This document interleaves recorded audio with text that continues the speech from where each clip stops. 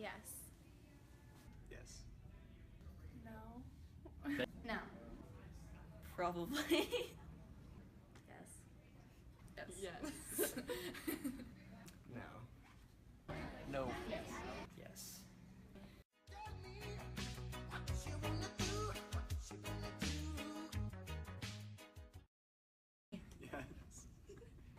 Yes. Yes. Yes. Bad boys, what you gonna do? What you gonna do when they come for you? Drugs. Alcohol. People.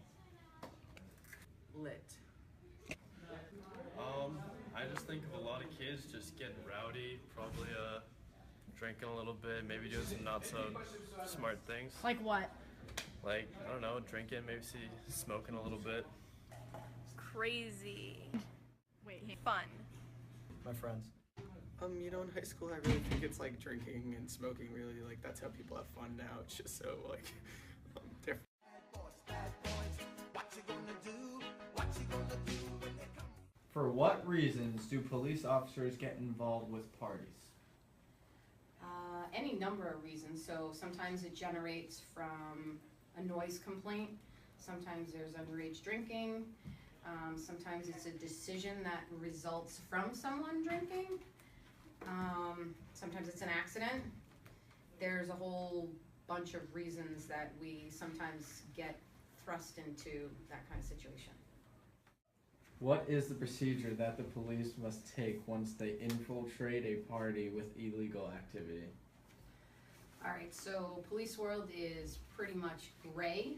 We don't have to always do something. Only in a very few circumstances do we have to do one particular response. So some things that we could do is, if it's an underage party, clearly call parents. If someone's so intoxicated and there's nobody to care for them, or they might be a danger to themselves, we can put them in what's called protective custody. So you're not under arrest, but you do get placed in handcuffs and you get brought back to the police station, and you're held anywhere up to 12 hours until you sober up. We can test you to make sure that you're sober to drive. If there's a question if you're under the influence of any drugs, then we obviously wouldn't let you drive for anything like that. And then obviously we'll have some level of action with parents, and then also too, we could charge you at court.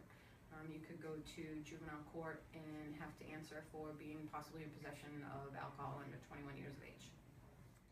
What's the most harsh punishment you've given to a high school student at a party?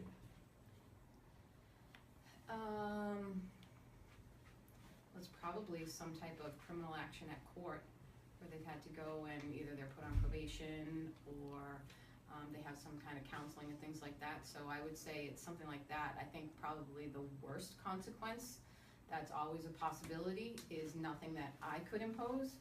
But God forbid you get into an accident if you decide to drive after drinking and you hurt yourself or someone else. There's no consequence that I could impose that would ever be worse than that. Some advice I would give.